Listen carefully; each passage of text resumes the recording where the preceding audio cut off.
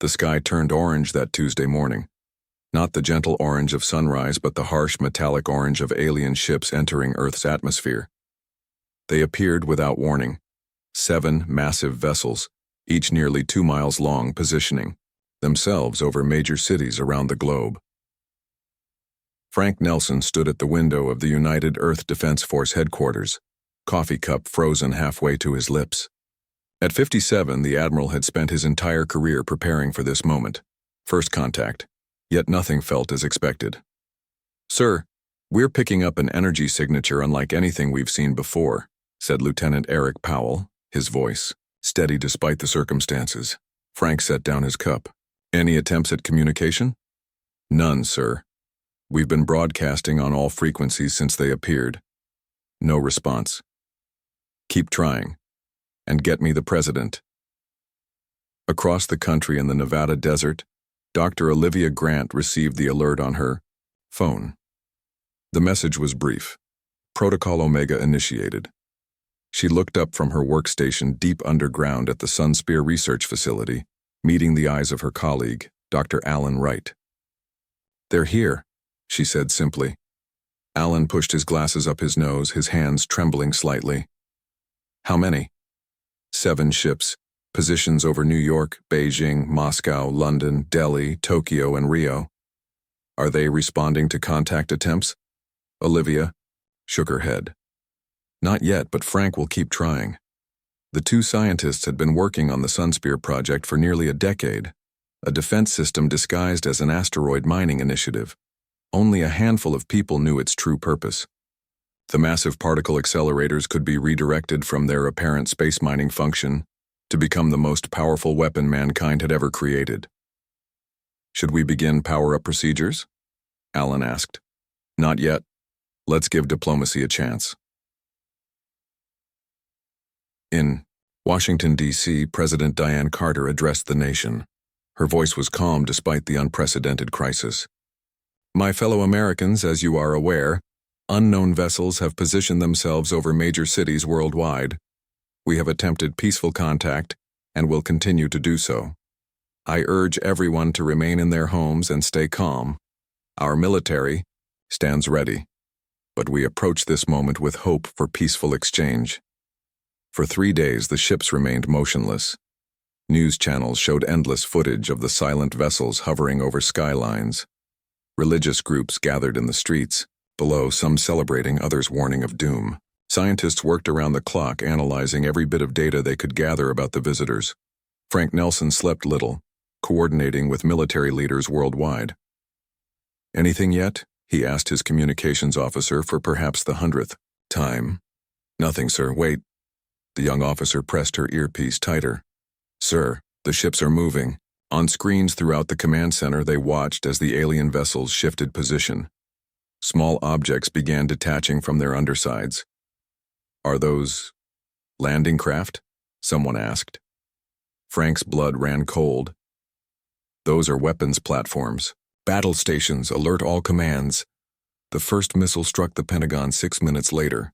The next hit a military base in Colorado.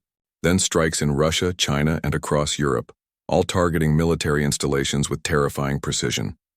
In Nevada, the underground facility shook as explosions hit the surface military base that served as its cover. "They know where our defenses are," Alan said, steadying himself against a console. "How could they know?" Olivia pulled up satellite imagery showing destruction across the globe. "They've been watching us, preparing." Her phone rang. It was Frank. "Olivia, we're taking heavy losses. Military targets only so far, but they've knocked out 20% of our defensive capabilities." "What about the UEDF fleet?" "Mobilizing, but our ships weren't built for this kind of fight." Olivia took a deep breath.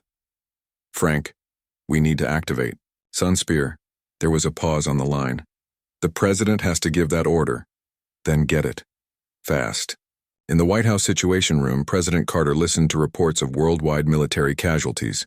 The bunker shook from a nearby impact. "Madam President," Frank's voice came through the speakers, "we need to authorize the Sunspear protocol." "That's a theoretical technology, Admiral. Dr. Grant assured me it would take years to weaponize. Dr. Grant wasn't entirely forthcoming, ma'am. The system is operational. The president closed her eyes briefly.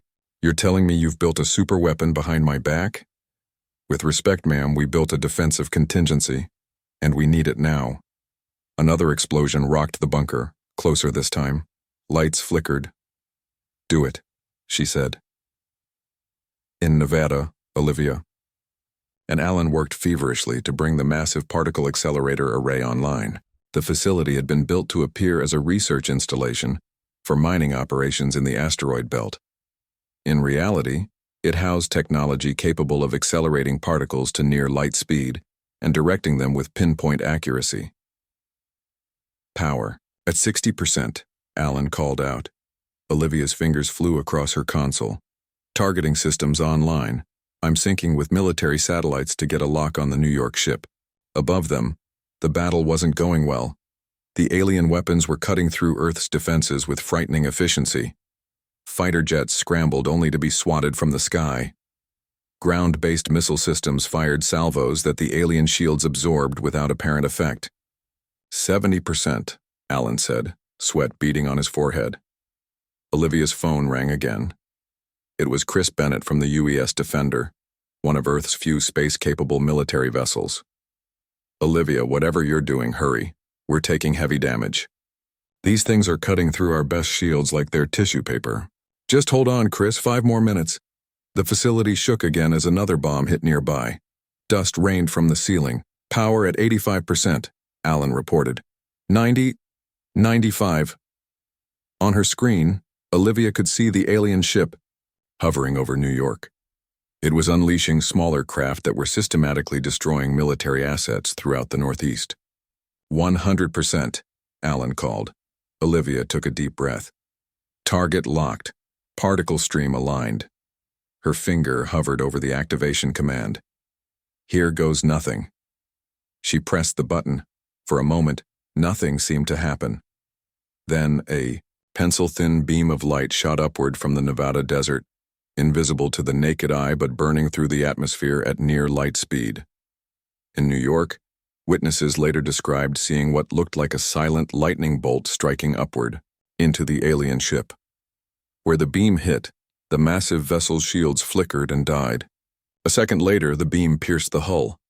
In the Nevada control room, Olivia and Alan watched through satellite imagery as the alien ship listed to one side, clearly damaged. It worked, Alan whispered. Olivia was already adjusting the targeting system. 1 down, 6 to go.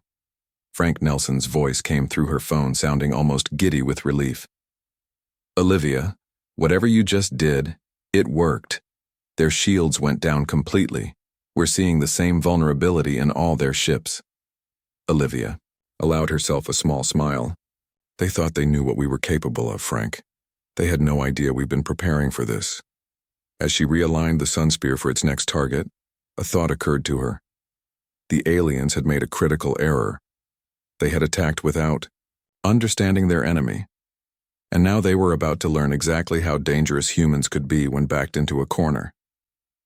Lieutenant Chris Bennett gripped the edge of his console as another explosion rocked the UES Defender. Through the viewport, he watched as the damaged alien ship over New York began to list to one side, trailing what looked like blue fire from its wounded hull. Sir, the Nevada beam weapon worked. Chris called to Captain Gregory Phillips. The New York ship is crippled. Captain Phillips, a veteran of Earth's conflicts with the Mars separatists, allowed himself a grim smile. About time we caught a break. Status on the other ships? Still active, sir, replied Kate Martinez from the communication station. But they appear to be repositioning, pulling back to higher orbit. They're surprised, Phillips said. Good. Let's use that.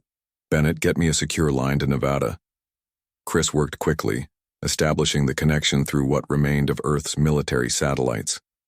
Dr. Olivia Grant's face appeared on the main screen, her expression intense but hopeful. Captain Phillips, she said. I see the New York strike was successful. Very. Your weapon cut through their shields like they weren't even there. How soon can you hit another target? We're recharging now. The system needs 20 minutes between Firing's at full power. Phillips frowned. The aliens won't give us 20 minutes once they figure out where the beam came from. As if to confirm his words, the ship's sensors blared a warning. Kate's eyes widened as she checked her readings. Sir, 3 alien craft breaking formation. They're heading toward Nevada at high speed. In the Nevada facility, Alan looked up from his console with alarm. Olivia, we've got incoming. 3 enemy ships on approach vector. Olivia's hands flew across her controls. How long until they're in range? 7 minutes, maybe less. She grabbed her phone and called Frank Nelson. Admiral, they've located us. We need protection if we're going to get off another shot. Frank's voice was steady despite the chaos audible in the background. I'm diverting everything we have to your position. Just keep that weapon firing. All across the southwestern United States, remaining fighter squadrons received new orders. Protect the Nevada facility at all costs. Captain Susan Rodriguez led her squadron of 12 fighters toward the incoming alien ships.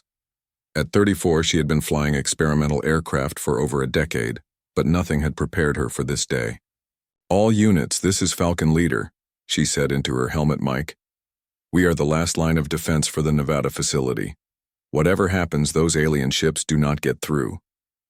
They're 3 times our size, Captain, one of her pilots replied. How are we supposed to stop them? With the old saying, it's not the size of the dog in the fight, it's the size of the fight in the dog.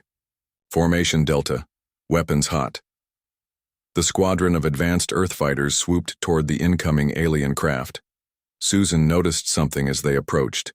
The alien ships were fast and heavily armed, but they moved with surprising rigidity. They don't dodge, she realized, watching their pattern. Everyone, target approach vector 476. Fire everything on my mark.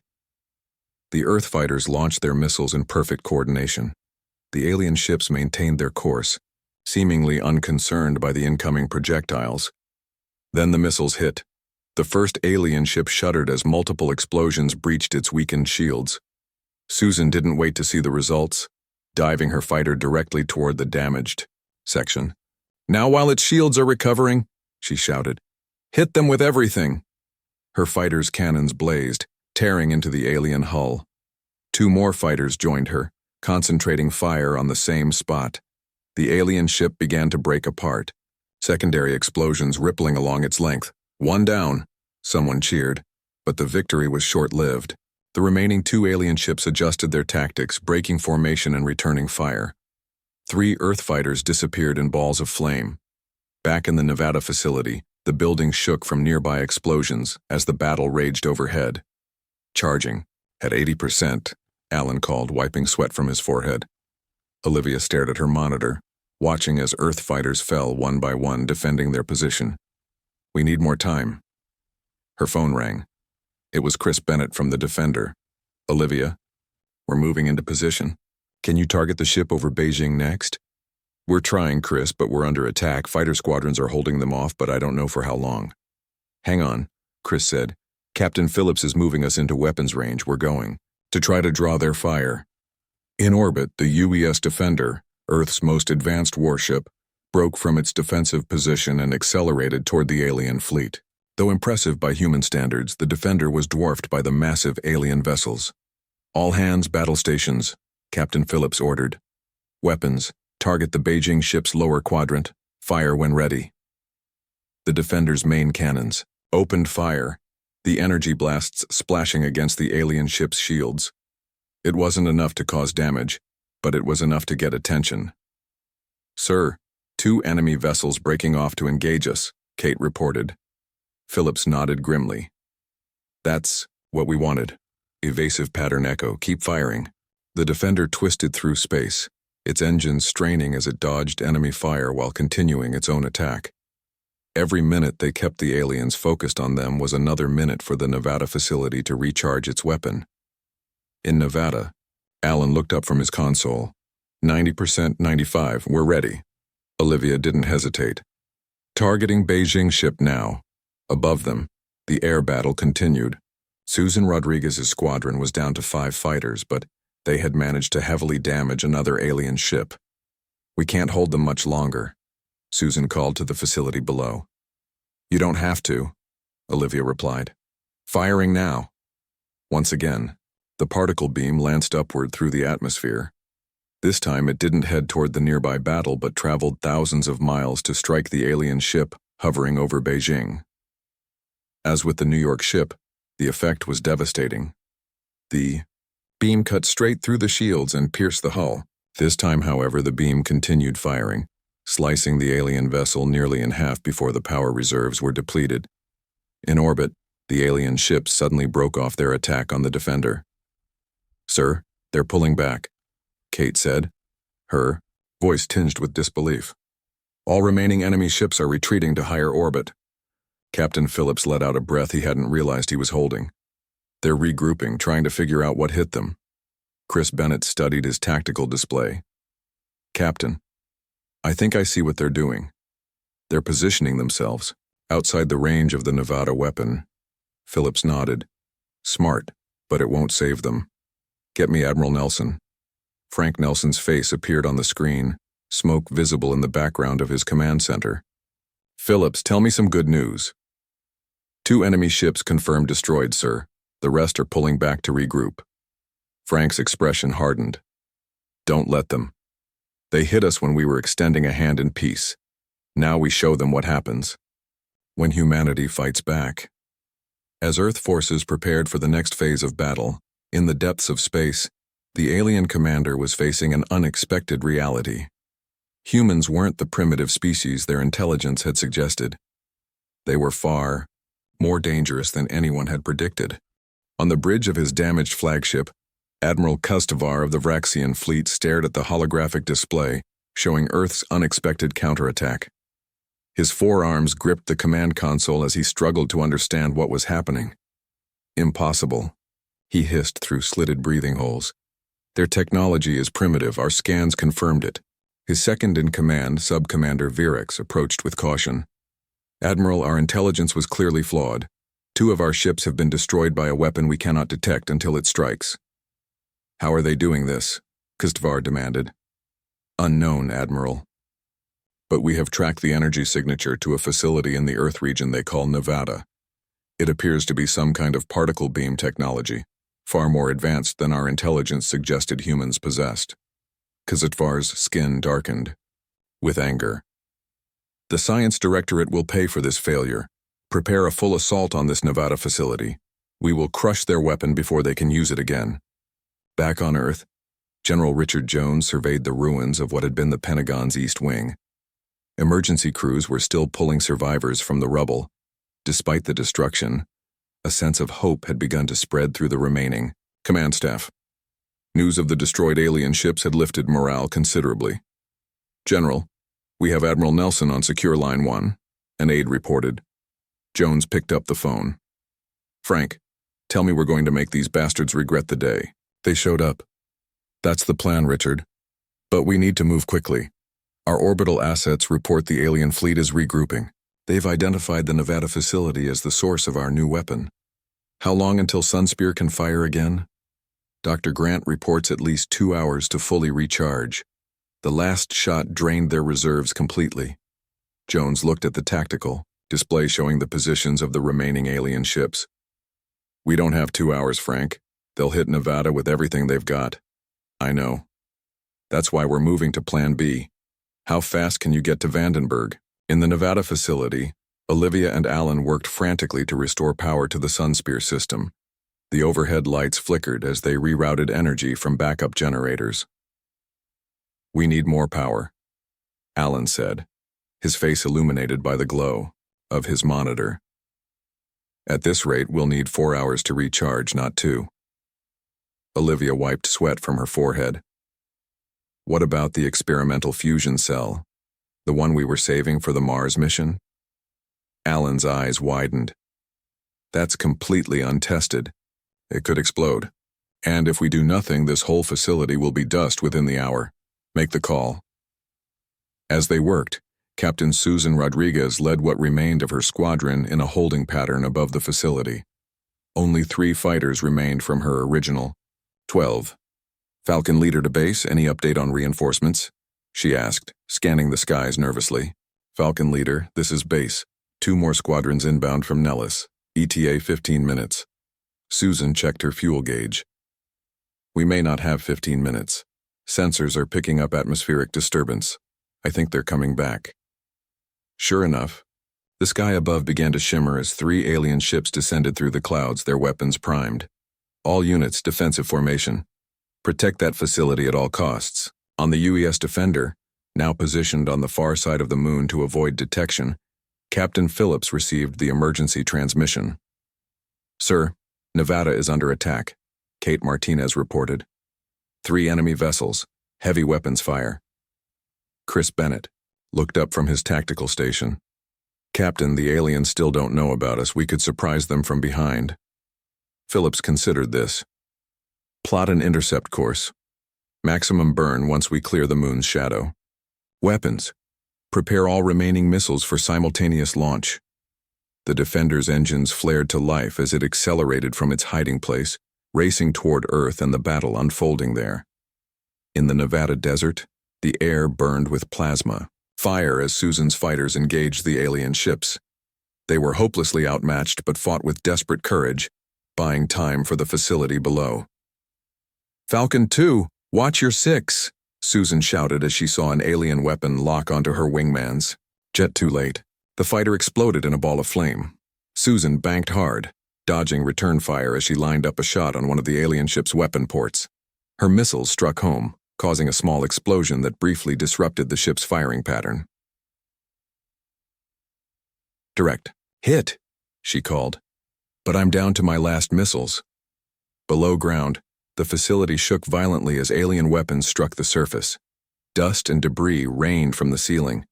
Alan worked frantically to connect the experimental fusion cell to the Sunspear's power systems. Bypass complete, he called to Olivia. Starting power transfer now. The lights dimmed momentarily, then brightened as new energy flowed into the system. Warning alarms blared. Power at 40%, Olivia reported. 50, 60. Another explosion rocked the facility, this one much closer. A support beam crashed down, narrowly missing Alan. We're running out of time, he shouted over the noise. At Vandenberg Air Force Base in California, General Jones watched as technicians made final preparations to what looked like an ordinary satellite mounted atop a massive rocket. How much longer? He asked the lead engineer. 5 minutes to launch, sir. Jones nodded and picked up a secure phone. Admiral, Operation Orbital Spear is 5 minutes from launch. Frank Nelson's voice came through clearly. Good. The Defender is moving to engage the aliens from behind. If we time this right, we can catch them in a crossfire. In space, the Defender raced toward Earth, its engines pushed beyond safe limits. Captain Phillips watched the tactical display as they closed the distance. 2 minutes to weapons range, Chris reported. All hands prepare for combat, Phillips ordered. We'll only get one shot at this. Above the Nevada desert, Susan's fighter was the last one left. She weaved through enemy fire, her fuel nearly gone, still drawing the aliens' attention away. From the facility. Base, this is Falcon Leader, she called. I can't hold them much longer. Just 30 more seconds, Captain, came Olivia's voice. Power at 90%. Susan looked up to see one of the alien ships positioning itself directly over the facility, its main weapon powering up for what would surely be a devastating strike. No time, she shouted, pushing her throttle to maximum and aiming her fighter directly at the alien ship's weapon port. Susan, what are you doing? Olivia's voice came through filled with alarm. Buying you time. Make it count. Her fighter streaked toward the alien ship, drawing all enemy fire.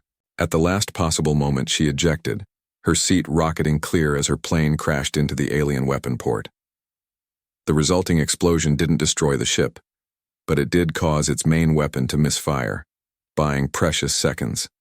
Underground, the power readout hit 100%. We're ready, Alan shouted. Olivia targeted the ship directly overhead. Firing now! The sun spear fired upward, the particle beam cutting through the disabled weapon port and into the alien ship's core. Above, the UES Defender arrived, launching all remaining missiles at the other 2 alien vessels. As the Nevada ship exploded in a spectacular fireball, at Vandenberg, The countdown reached 0. With a roar that shook the ground, the rocket launched. Carrying its secret payload into orbit, the battle for Earth had entered a new phase. Chris Bennett watched from the bridge of the UES Defender as another alien ship exploded, torn apart by the combined attack of their missiles and the Nevada facility's particle beam. That made 4 Vraxian vessels destroyed. Still, 3 remained, and they were adapting quickly to human tactics. "Sir, the aliens are changing formation," he reported to Captain Phillips. "They're spreading out, making it harder to target multiple ships at once." Phillips nodded grimly. "They're learning." "What's the status of the Nevada facility?" Kate Martinez listened intently to her headset. "They're operational but running on reserve power. Dr. Grant says they need at least 30 minutes to recharge. For another shot." "We don't have 30 minutes, Phillips muttered. "Status of Operation Orbital Spear?" "General Jones reports the package is in position," Kate replied. "Awaiting final authorization." Phillips looked at the tactical display, showing the positions of the remaining alien ships. They had pulled back to high orbit, outside the effective range of Earth's conventional weapons, but were clearly preparing for another attack. "Send the code phrase. Tell Jones to light the candle." In space, 22,000 miles above Earth, what appeared to be an ordinary communication satellite suddenly shed its outer casing. Underneath was a weapon that had been developed in secret for the past 15 years. A space-based version of the Nevada particle beam, smaller, but with a much greater range. At Vandenberg Air Force Base, General Jones watched the activation sequence on his monitor. "Orbital Spear is hot. Targeting system online." Frank Nelson's voice came over the secure line. "About time we brought this into play. Target the command ship first." Jones relayed the order to his weapons team. "Lock on to the largest remaining vessel and fire when ready." In high orbit, Admiral Kustvar was reviewing the battle data, trying to understand how his supposedly superior forces were being defeated by the primitive humans. "Their particle weapon technology is advanced but limited to a single location," he told his remaining captains via holographic communication. "Their space vessel is formidable but alone. We still hold the advantage." "Admiral," his sensor operator interrupted, "I'm detecting an energy buildup from what we thought was a communication satellite." Kustavar spun to look at the tactical display. "What? Impossible!"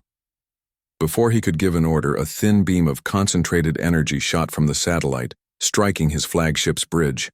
Alarms blared as systems failed across the ship. The beam cut through 3 decks before dissipating. "Emergency protocols," Kistvar shouted as his bridge filled with smoke. "All ships evasive maneuvers."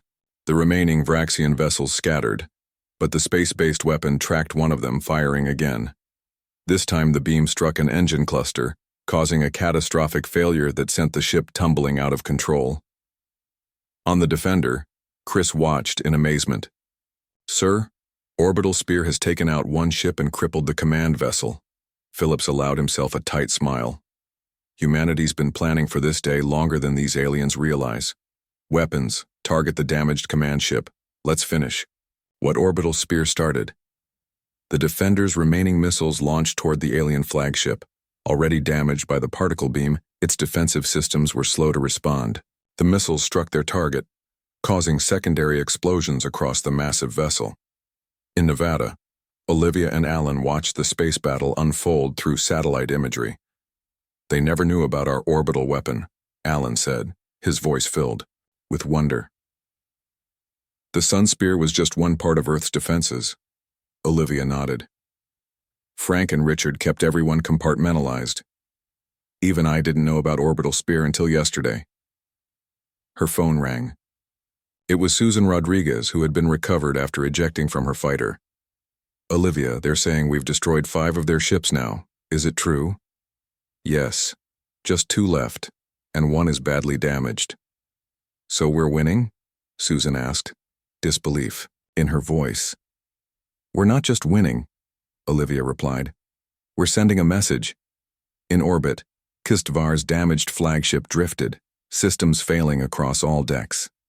Emergency lighting cast an eerie glow over the bridge as the Admiral watched his Tactical display show another of his ships destroyed. How? He asked no one in particular. How could we have been so wrong about their capabilities? His second-in-command, limping and bleeding from a head wound, approached. Admiral, we must abandon ship. The reactor is unstable. Gazetvars 4. Eyes blinked in the smoke-filled bridge. Send the retreat signal to our last vessel, then prepare my escape pod. As the Admiral fled his dying ship, the last intact Vraxian vessel began accelerating away from Earth, attempting to reach safe distance for a faster-than-light jump. On the Defender, Kate called out, "Sir, one alien ship is attempting to flee." Phillips turned to Chris. "Can we intercept?" Chris shook his head. "Negative, sir. They're too far and moving too fast. What about orbital spear? Recharging. Won't be ready for another 5 minutes." Phillips considered for a moment. "Let them go. Sometimes the survivor who tells the tale serves a purpose." At the White House, in the underground command center, President Carter received the update from Admiral Nelson. "Madam President, 5 enemy ships confirmed destroyed. 1 crippled and abandoned. 1 fleeing the system." "And our losses?" she asked. Frank's face was grim. "Heavy. Military installations worldwide suffered significant damage. The Nevada facility is holding but damaged. We lost over 200 aircraft and pilots. The space station was destroyed. Civilian casualties are surprisingly light. They targeted our military assets specifically." The president nodded slowly. "Because they wanted our planet intact. They came to conquer, not destroy." "Yes, ma'am. And they severely underestimated us." "What about the alien survivors? The ones abandoning their ship? We're moving to capture them now. The Defender is sending boarding parties to the crippled command vessel." Chris Bennett checked his pressure suit one last time before joining the boarding team on the Defender's shuttle bay. 20 Marines in combat armor stood ready, weapons checked and loaded. "Remember," Chris told them, "we want prisoners if possible. This is our chance to learn about them, their technology, and most importantly, who else might be out there." The shuttle launched from the Defender, approaching the drifting alien flagship cautiously. Through the viewport, Chris could see the massive damage caused by the combined attack of orbital spear and the Defender's missiles. Debris floated around the vessel and multiple hull breaches were visible. "Life signs?" he asked the shuttle pilot. "Faint readings on decks 3 through 7. Their life support is failing." Chris nodded. "Take us in. Aim for that docking port on the starboard side." As the shuttle maneuvered toward the alien ship, Chris couldn't help but feel a sense of grim satisfaction. These aliens had arrived without warning, refused communication, and attacked without provocation. Now humans would board their vessel, capture their survivors, and take their technology. The tables had turned completely. And somewhere out in space, one fleeing alien ship carried a message back to its civilization, a warning about the species called humans, who, when bombed, didn't cower or surrender. They fought back with unexpected ferocity and won. 6 months after the Vraxian attack, Earth looked very different. Reconstruction efforts were well underway at damaged military installations. More importantly, humanity's technological capabilities had advanced dramatically, fueled by discoveries from the captured alien ships. Chris Bennett, now promoted to commander, walked through the sprawling research facility built beneath the ruins of the Pentagon. Scientists and engineers from around the world worked side by side, reverse engineering Vraxian technology and combining it with human innovation. "Commander Bennett," a voice called. Chris turned to see Olivia Grant approaching, carrying a tablet. "Computer. Just the person I wanted to see." "Dr. Grant," Chris smiled. "How's the propulsion team doing?" "We've made the breakthrough," she said, her eyes bright with excitement. "The alien engine technology works on principles similar to our theoretical models, but with materials we never considered. We can replicate it now." Chris whistled softly. "How fast are we talking?" "Mars in 3 days instead of 7 months. And that's just the beginning." They walked together toward a large set of doors marked Diplomatic Section. Two armed guards nodded respectfully as they approached. "How's our guest today?" Chris asked. "Talkative, surprisingly," Olivia replied. "I think he's starting to realize cooperation is his best option." Inside the secure room, Admiral Kustvar sat at a specially designed table that accommodated his 4 arms and unusual physiology. Despite being a prisoner, he was treated with the dignity of a high-ranking officer. General Richard Jones sat across from him with translators and specialists nearby. Commander Bennett, Dr. Grant, Jones greeted them. Perfect timing. The Admiral was just explaining why they attacked without attempting meaningful communication.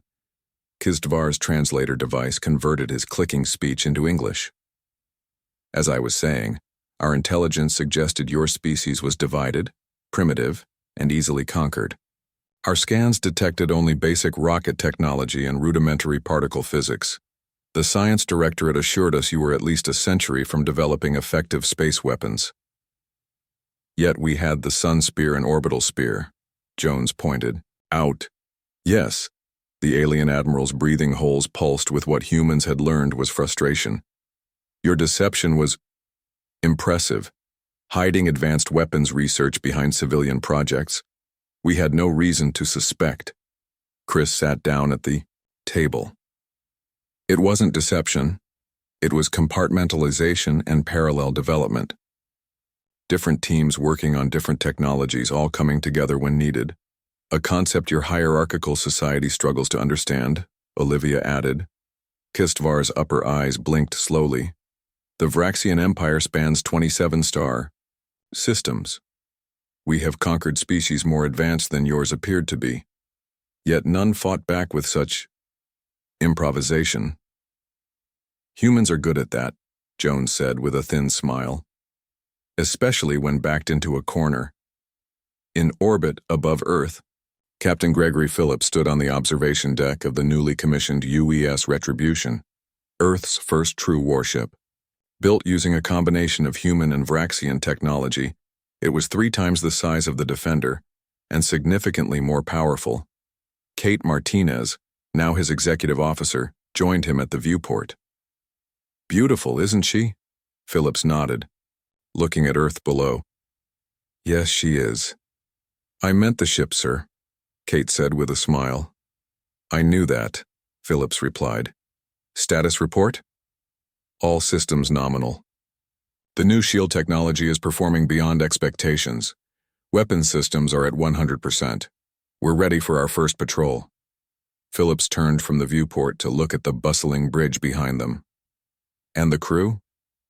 "The best Earth has to offer. Plus our technical advisors." In the corner of the bridge, 2 Vraxian engineers worked alongside human technicians, making final adjustments to the navigation systems. Not all aliens had been hostile. Several lower-ranking Vraxians had quickly recognized which way the wind was blowing and offered their expertise in exchange for asylum. "Set course for the outer system," Phillips ordered. "Let's see what she can do." Back on Earth in the Nevada desert, Alan Wright supervised the final touches on the new Sun Spear array. What had been a single facility was now a network of 20 smaller installations, each capable of firing independently or combining into one massive beam.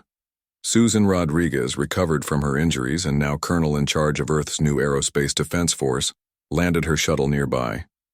"Impressive," she said, joining Alan on the observation platform. "Hard to believe this all happened because some aliens thought we'd be an easy target." Alan nodded. "They did us a favor, in a way. Without the attack, we might have continued developing these technologies in isolation for decades. The threat united us, forced us to share knowledge, to innovate faster." "Still a hell of a price to pay," Susan replied, thinking of her lost pilots. "Yes, but now we're ready if anyone else comes calling with bad intentions." In Washington, D.C., President Carter addressed the newly formed United Earth Council. Representatives from every nation gathered to coordinate humanity's new unified defense and space exploration initiatives. 6 months ago, we faced extinction at the hands of an alien empire that considered us primitive and divided, she said. Today, We stand united and stronger than ever before. The Vraxian Empire has sent peace envoys, eager to negotiate now that they understand the true nature of humanity. Frank Nelson, recently appointed as Supreme Commander of Earth's Defense Forces, sat in the front row, listening with satisfaction. We have begun construction of a defensive perimeter beyond Mars, the President continued. Our new fleet will be ready within the year. Humanity is moving to the stars not just as explorers but as a force to be reckoned with. Applause filled the chamber. As it died down, the President's expression became more serious. But we must remember the lesson of the Vraxian attack. The universe is not always friendly. There are those who would take what we have by force. Our response to the Vraxians sent a clear message to any who might consider Earth an easy target. We will not go quietly. We will not surrender. And if you strike us, expect to be struck back tenfold. In deep space, the lone Vraxian ship that had escaped Earth arrived at the Empire's nearest outpost. Its captain hurried to report what had happened to the Imperial Council. The humans destroyed 6 of our 7 ships, he told the shocked council members. They had weapons we never detected, tactics we never anticipated. They captured Admiral Kuzatvar and seized our flagship. The head counselor's color darkened with concern. This changes everything. If these humans can defeat our advanced fleet. There's more, the captain said. Before I jumped to lightspeed, our sensors detected them boarding the Admiral's vessel. By now they have our technology. And based on what I saw of their resourcefulness, they will improve upon it quickly. The council chambers filled with worried murmurs. The head counselor raised all 4 hands for silence. We must reconsider our expansion plans. Perhaps these humans would be better as trading partners than subjects. He turned to his communications. Officer, prepare a diplomatic vessel. We will send envoys to open peaceful negotiations.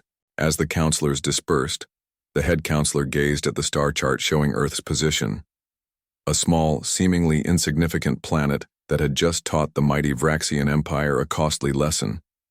Never judge a species by its apparent technology. Level. Sometimes the most dangerous predators are the ones that hide their claws until they're ready to strike.